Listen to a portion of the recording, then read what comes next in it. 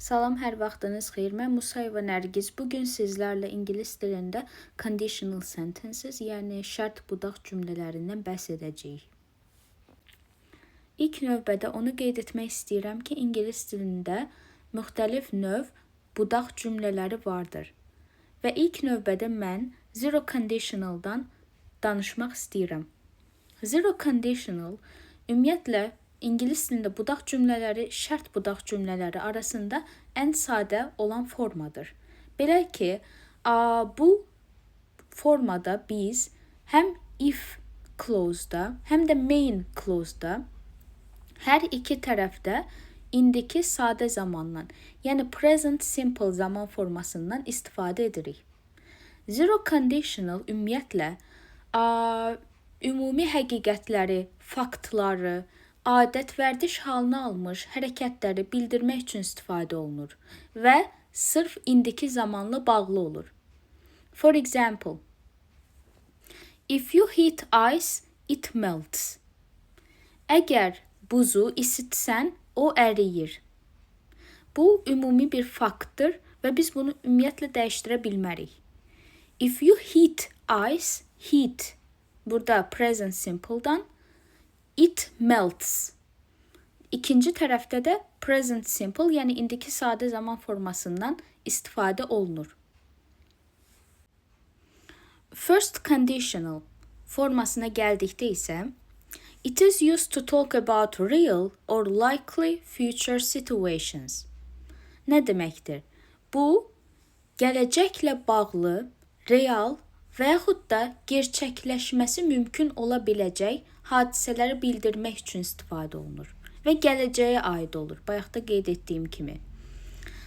Strukturu belədir. If olan cümlədə present simple, yəni indiki sadə zamandan, digər cümlədə isə digər tərəfdə will plus base form, yəni infinitive, məsdər formadan istifadə olunur.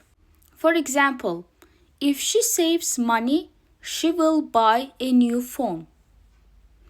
Əgər o pul yığsa, yeni telefon alacaq. Əgər o pul yığsa, yeni bir telefon alacaq. If she saves, present simple. İkinci cümlədə isə will plus infinitive, yəni will üstəgəl feilin məsdər formasından istifadə olunub. She will buy. Bu gələcəyə aiddir, gerçəkləşməsi mümkün olan bir situasiyadır, real bir situasiyadır. Və bu halda biz first conditionaldan istifadə edirik. Second conditional. It is used to talk about unreal or unlikely situations in the present or future.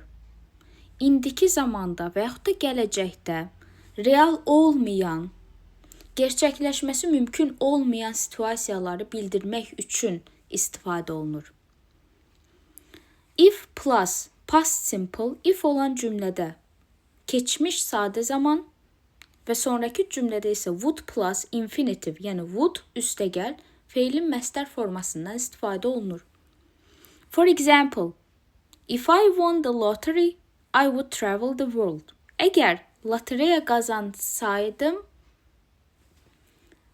mən dünyanı səyahət edərdim. Əgər mən hal-hazırda indi lotereya qazansaydım, dünyanı hal-hazırda səyahət edərdim. Hal-hazırda və yaxud da gələcəkdə. Baxmayaraq ki, biz burada keçmiş zamandan istifadə edirik. Biz sadəcə olaraq indiki halı, indiki vəziyyəti, situasiyanı fərqli formada təsəvvür edirik. Yəni, hal-hazırda bunun gerçəkləşməsi mümkün deyil. Sadəcə olaraq mən indiki halımı fərqli bir formada təsəvvür edirəm. Əgər lotereya qazansaydım, dünyanı səyahət edərdim.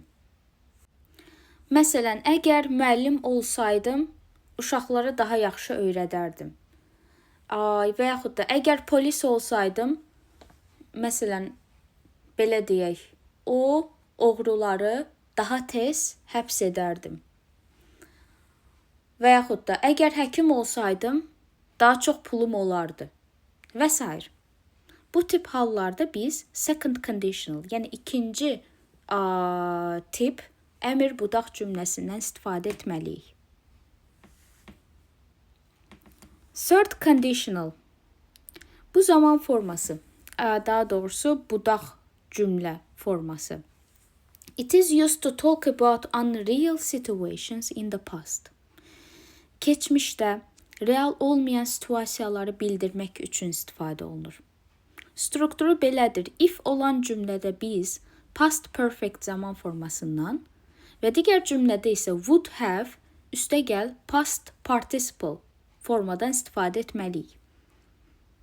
If she had practiced more, she would have passed the piano exam. Əgər o daha çox praktika etsəydi, o piyano imtahanını keçmiş olardı. Əgər keçmişdə əvvəl daha çox praktika eləsəydi, o imtahanı keçmiş olardı. Amma təəssüf ki, çox praktika eləməyib, çox məşğul olmayıb, ona görə də imtahanı keçməyib. Yəni, keçmişdə olan bir hadisəni biz fərqli formada təsəvvür edirik. Və bunun üçün də biz third conditional formadan istifadə etməliyik. If she had practiced past perfect, she would have passed.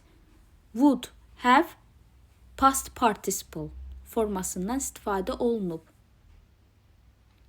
Əgər imtahana daha çox hazırlaşsaydı, imtahanı keçmiş olardı.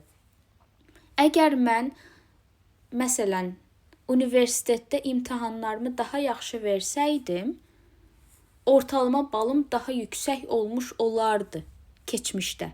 Yəni, keçmişə aiddir və biz keçmişdə olan hadisəni sadəcə olaraq fərqli bir situasiyada təsəvvür edirik. Gəlin sizlərlə birlikdə bir neçə quizə nəzər yetirək. If he had written a list, he wouldn't have forgotten some ingredients. If olan cümlədə had written, yəni keçmiş bitmiş, digər cümlədə isə would üstəgəl, have üstəgəl past participle formadan istifadə olunub. Bu da bildiyimiz kimi third conditional formadır. Ümumilikdə tərcümə etsək belə olur. Əgər o keçmişdə, yəni list, siyahı hazırlasaydı, yazsaydı, o bəzi ingredientləri unutmamış olardı. Amma təəssüf ki, keçmişdə siyahı yazmadığı üçün o ingredientləri almağı unudub.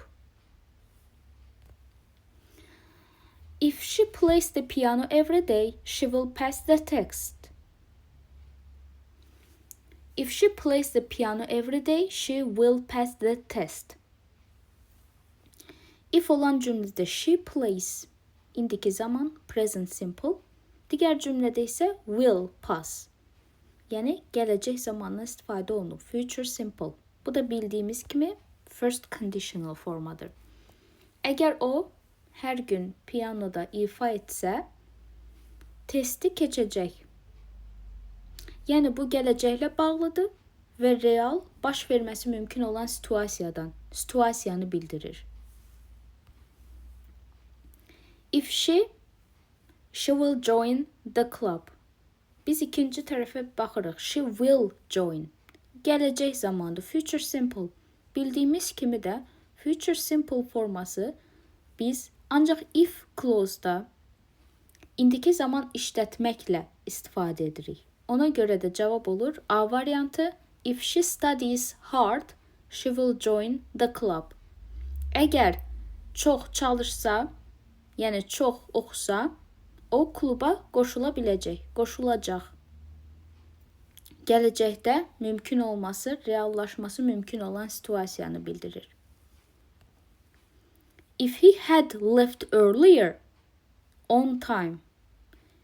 If olan clause-da nə var? Had left, past perfect. Yəni keçmiş, bitmiş zaman forması var. Deməli, ikinci tərəfdə biz would plus have plus past participle formadan istifadə etməliyik. If he had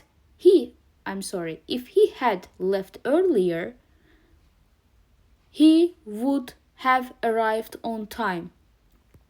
Əgər daha tez çıxsaydı, yəni böyük ehtimal evdən çıxsaydı, o vaxtında çatmış olardı. Amma təəssüf ki, evdən gec çıxıb, ona görə də vaxtında çatmayıb, gecikib.